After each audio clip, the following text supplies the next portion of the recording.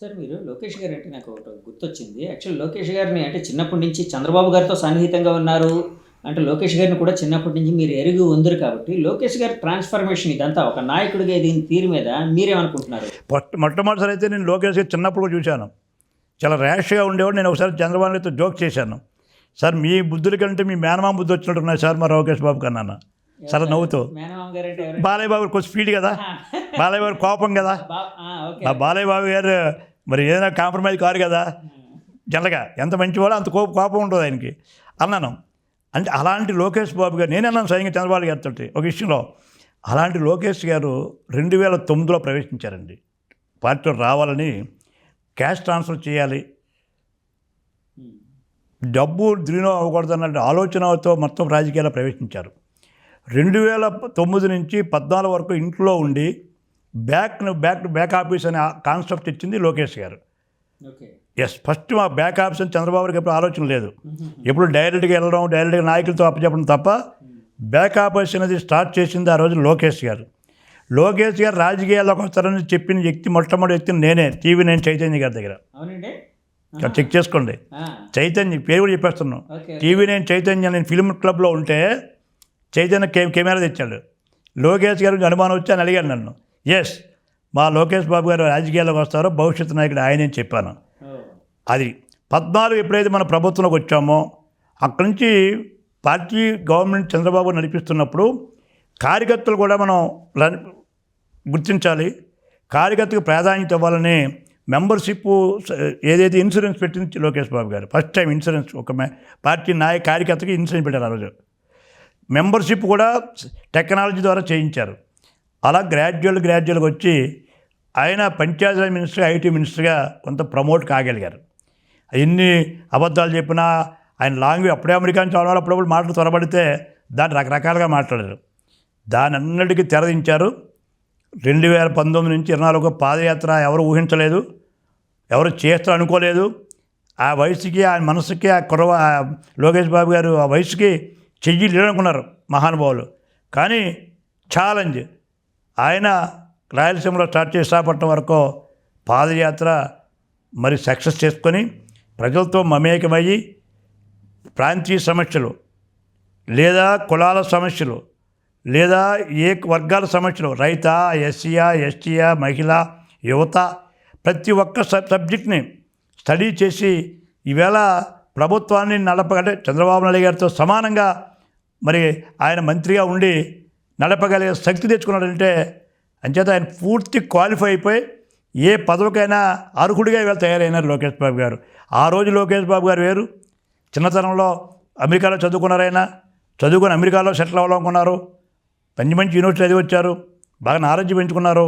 వచ్చిన తర్వాత ఆయన రాజకీయాల్లో ఎవరు అనుకున్నారు ఇతను అమెరికాలో చదివాడు, అక్కడ వచ్చారు, ఏం చేస్తాడు, ఎండలో తిరగలడని. అంచేత ఆ రోజు లోకేష్ బాబు, నేను చూసిన లోకేష్ బాబు గారు, నేను నా అదృష్టం చిన్నప్పుడు చూశాను. అదృష్టం ఏంటంటే మీకు ఎవరు లోకేష్ బాబు గారు ఉన్న స్కూల్లోనే మా అప్పలాడు చదివేవాడు, మళ్ళీ అప్పలనాయుడు మా అబ్బాయి. నేను ఫంక్షన్స్కి వెళ్ళేవాడిని. అప్పుడు దూరంగా ఉండే లోకేష్ బాబు గారు ఈ దీంట్లో సెక్యూరిటీ దించారు పోలీసులు.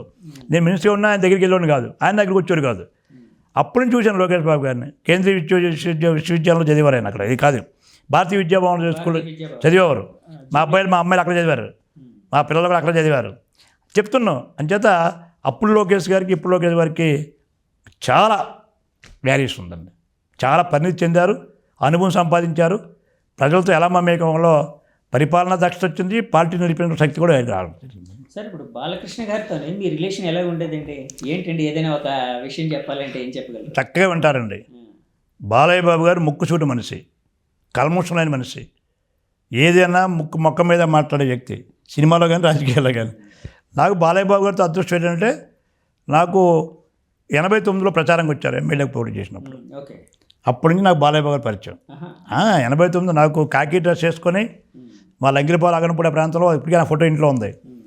అప్పటి నుంచి తర్వాత నేను మినిస్టర్ అయినప్పుడు కూడా బాలయ్య బాబు గారు ఎప్పుడు నాకు ఫోన్ చేయడం ఎప్పుడు లేదు. బాలయ్య గారు ఆ రోజుల్లో బాలయ్య బాబు గారు మా దగ్గర రావడం కానీ, మంత్రులు కలవడం కానీ, మంత్రులు కలవాలని చూడడం కానీ, ఏనాడు బాలయ్య బాబు గారు రాజకీయం దగ్గర రాలేదు.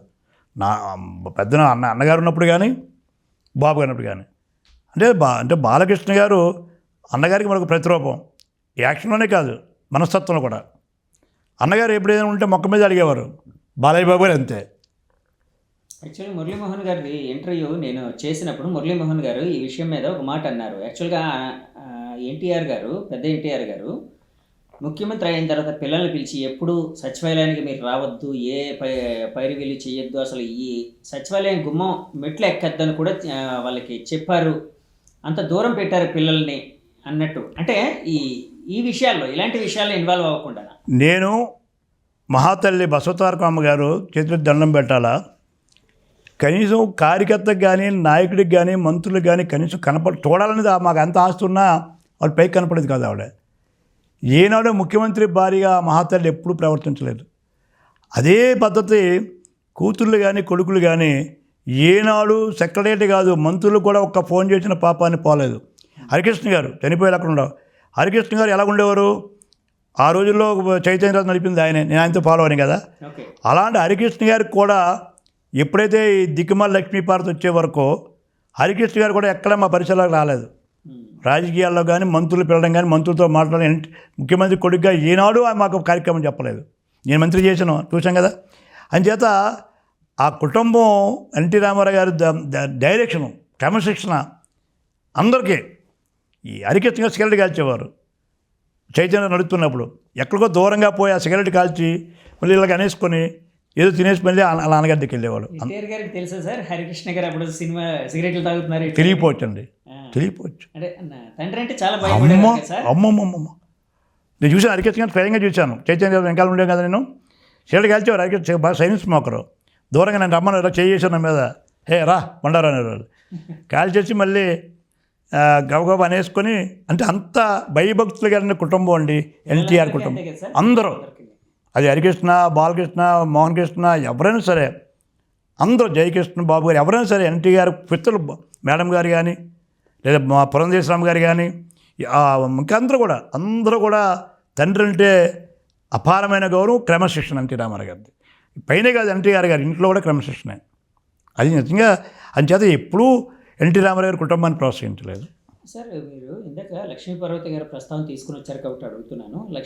ఇప్పుడు లక్ష్మీపార్వతి గారిని ఎన్టీఆర్ గారు మరోసారి వివాహం చేసుకున్న తర్వాత ఆవిడ జోక్యం పార్టీలోని ప్రభుత్వ వ్యవహారాల్లో ఎక్కువ అవుతుందని చెప్పి మీలాంటి వాళ్ళు చాలామంది విభేదించారు, చంద్రబాబు గారితో సహా. అంటే మీరు మినిస్టర్గా ఉండేటప్పుడు కూడా లక్ష్మీపార్వతి గారు ఉండేవారండి? అప్పుడు లేదండి, మేము అప్పటికే ఆవిడతో డిఫరెంట్ అయ్యే. చంద్రబాబు గారిని ముఖ్యమంత్రి చేసిన తర్వాత మంత్రి అయ్యాను. లక్ష్మీపార్వతి వేరే పార్టీ పెట్టుకుని దూరంగా వెళ్ళిపోయింది మాకు.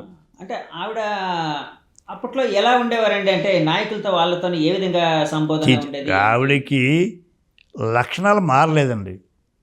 ప్రతి వ్యక్తి ఒక లక్షణం ఉంటుంది, ఆ లక్షణాలు మార్చుకోలేదు ఆవిడ. స్వామి చెప్తాం కదా, దేనికైనా ఒక రోజు వస్తుందని. అదృష్టం బాగుండే ఆవిడకి రోజు వచ్చింది. ఆ రోజుని కాపాడుకోవడం కోసం ఆవిడ చేసిన ప్రయత్నం లేదు. ఎందుకంటే ఎన్టీఆర్ గారు సత్యమని అవడం, ఎన్టీ రామారావు సత్యమని అయిన తర్వాత కొన్ని కార్యక్రమాల్లో కొన్ని వ్యవహారాల్లో దూరంగా ఉంటే గౌరవంగా ఉన్నాం. నాకు చాలు అది ఏమని చెప్తుంది మాట్లాడితే, ఆ మహానుభావుడు సేవ చేయడానికి వచ్చానంటావు. సేవ చేయడం కానీ వచ్చింది కాదు. ఆవిడ నిజంగా ఎన్టీ రామారావు గారిని ట్రాప్ చేసింది. ఎన్టీ రామారావుని ప్రేమించో ఎన్టీ రామారావు గారిని అభిమానించో ఆయన సేవ చేయాలని కాదు. రాజకీయ ఆలోచనతో ఎన్టీ రామారావు అనే వ్యక్తిని వివాహం చేసుకొని ఆమె పెత్తనం చేయాలా, రాజకీయంగా భవిష్యత్తులో రావాలని చెప్పి అవగాహన లేకుండా అన్నగారికి భార్య సత్యమనేవి పార్టీని ప్రశ్నపట్టించే పరిస్థితిలోనే చంద్రబాబు నాయుడు గారిని ముఖ్యమంత్రి చేయడం జరిగింది. ముఖ్యమంత్రి చేసిన దాంట్లో లక్ష్మీపార్వతిని డిఫరెంట్ వాళ్ళు నేను ఒకరిని. చంద్రబాబు గారి నాయకత్వంలోనే నేనున్నాను. ఆ రోజు ధైర్యంగా నేను కూడా పోరాడాను లక్ష్మీపార్వతి మీద. అప్పట్లో మీకు సన్నిహితంగా ఉండే కొంతమంది నాయకులు లక్ష్మీపార్వతి గారి పార్టీలో ఉండేవారు కదండి. అంటే బుచ్చయ్య చౌదరి గారి పేరు చెప్పకూడదు, కొంతమంది ఆవిడ చేరదీసింది. చేరదీసి నిజంగా చంద్రబాబు నాయుడు గారిని కూడా అనేక అవమానాలు చేయబోయింది. భరాయించారు మహానుభావుడు. సొంత మామయ్య ముఖ్యమంత్రి అయినా ఒక కార్యకర్తగానే చంద్రబాబు నాయుడు గారు ప్రవర్తించారు. ఇవన్నీ భరాయించాం. ఆవిడ చేసిన చాలా చెప్పుకుంటే చీరలకు కక్కుర్తి పడేదండి. ఎన్టీ రామారావు గారు సతీమణి మహానుభావుడు, ఆయనకు చీరలకు కక్కుర్తి అంటే ఇంట్లో చీరలు తెచ్చి తీసుకునేది, పట్టు చీరలు తీసుకుంటుంది. నా కాన్స్టిట్యున్సీలో ఒక ఆయన ఒక ఆయన రాజుగారు అని ఒక ఆయన ఉండేవాడు బర్నికులో. ఒక చిన్న కార్యకర్త మాకు అసలు మా పార్టీ కూడా కాదు. ఇంకొకరిని పట్టుకొని వెళ్తే పట్టు చీర తీసుకుంది ఆయన దగ్గర. చనిపోయాడు అనుకున్న రాజుగారు, బర్నికో రాజుగారు చనిపోయినాడు. వాళ్ళంతా మా ఏరియా అంతా పుట్టిల్లు పట్టుచీరని ఎటకారం వాడారు రాజుగారిని. పుట్టిల్లు పట్టుచీర అంటే అంతటికి దిగదార్చేసింది ఎన్టీ రామారావు గారు. ఇల్లుని భ్రష్టు పట్టించింది. మా అదృష్టం బాగుండి మళ్ళీ మేము ఒడ్డెక్కి వేళ ఈ పార్టీని ఒక 40 ఏళ్ళు 30 ఏళ్ళు మళ్ళీ కంటిన్యూ చేసి ఇంకొక 50 60 వేలు ఉండేటట్టు చేయగలిగాం. అంచేత లక్ష్మీపార్వతి అనే వ్యక్తి చేసిన ఆ వ్యక్తి ప్రవేశించడం వల్లనే ఆ మహానుభావుడికి ఆ రకమైన మచ్చబడింది తప్ప లేకపోతే మచ్చలేని మహానుభావుడు ఎన్టీ రామారావు గారు. ఈ దుర్మార్గురాలో ఆయన వివాహం చేసుకోవడమే ఆ రోజు మాకున్న దౌర్భాగ్యం. సార్, ఇప్పుడు చివరిగా ఇంటర్వ్యూ ముగించే ముందు జగన్ గారి భవిష్యత్తు ఎలా ఉండబోతుంది, మీ పార్టీ భవిష్యత్తు ఎలా ఉండబోతుంది చెప్పండి. ఇప్పుడు మీరు చూశారు మా పార్టీ ఇంతకుముందులాగా కాకుండా గతంలో అధికారం వచ్చినప్పుడు కొన్ని విషయాల్లో మేము అప్పుడు ఆ రోజుల్లో అధికారులతో కొన్ని ఇబ్బంది పడడం కానీ, అది ఉద్యోగం చెడ్డవడం కానీ, లేదా ఈ రకరకాలు జరిగాయి. ఈవేళ చంద్రబాబు నాయుడు గారు, లోకేష్ గారు ప్రతి విషయం కూడా ప్రతి అడుగు చూస్తున్నారు. ఈవేళ ఏదో సంవత్సరం అధికారంలోకి వచ్చాం, ఇంకో 4 ఏళ్ళు ఉంటాం అనుకోవట్లేదు. ఇంకొక 20-30 ఏళ్ళు ఇంకా యువకులకి, ఇప్పుడు మాకు అయిపోయింది సర్వీస్ చెప్పారు మీడియా అడిగారు యువతలు, అలాంటి యువతకు ఇంకా ప్రాధాన్యత ఇవ్వాలని, ఇంకా యువతను ప్రోత్సహించాలని, ఈ రాష్ట్రం దేశంలోనే ఒక అగ్రగామిగా కావాలని ఉభయులు అహర్నిశలు కృషి చేస్తూ కష్టపడుతున్నారు. అందుచేత ఈ పార్టీకి భవిష్యత్తు ఉంది. ఎందుకంటే మీరు అంతా చెప్పారు, జగన్మోహన్ రెడ్డికి ఆ వయసులో స్వార్థం రాకూడదండి. ఎప్పుడు స్వార్థం వస్తుంది రాజకీయ నాయకుడిగా, ఇంకొక 40 ఏళ్ళు 20-30 అయిపోయిన తర్వాత అప్పుడు ఏదైనా సంపాదన మీద దృష్టి పెట్టినా ఆలోచిస్తే అనుకోవచ్చు. కానీ రావడంతో డబ్బు యావా, ఆ డబ్బు యావ ఎవరికైతే ఉందో ఏ నాయకుడు మనుగడ సాధించలేడు. ప్రజలకి పనిచేసే పరిస్థితులు రావాలి. గత నాయకుడిని పోల్చుకోవాలి ఆయన. ఓహో గత నాయకుడు ఇలాగా పలానా ఇలాగా అని పోల్చుకొని నాకున్న డబ్బులు సరిపోద్ది మా నాన్నగారు సంపాదించారు, భవిష్యత్తు కోసం ఆలోచిస్తాను అనుకుంటే ఆయన పార్టీ కనీసం ఉండేమో. ఇవాళ ఆయన చూసాం, గతంలో ఆయనకి జైలు శిక్ష పడింది, ఓ పక్క కేసులు నడుస్తూ ఉన్నాయి, నీకు అరెస్ట్ అయినావు. అరెస్ట్ అయి వచ్చిన తర్వాత ముఖ్యమంత్రి అయిన తర్వాత మళ్ళీ నువ్వు అవినీతికి ప్రోత్సహించుకుంటా నిజాయితీగా ఒక స్టాలిన్ లాగా ఇలాంటి యువకులు, స్టాలిన్ అంటే యువకులు కాకపోవచ్చు కానీ కొత్తగా వచ్చిన ముఖ్యమంత్రులు చూసినా సరే నేను ఒక డైనమిక్గా పరిపాలన చేస్తాననుకుని ఉంటే జగన్కి ఇంకా బనుగడు ఉండేమో. లేదు, ఆయనకి ఇంకా ఈవేళ కూడా రాజకీయ అవగాహన చేసుకోవట్లేదు, నాయకులతో సమన్వయం చేసుకోవట్లేదు, అధికారులతో తెలుసుకోవట్లేదు, ఒక ప్రెస్ మీట్ పెట్టడం, అధికారులతో రివ్యూ చేయడం, ఒక 2-3 గంటలు కూర్చోలేడు.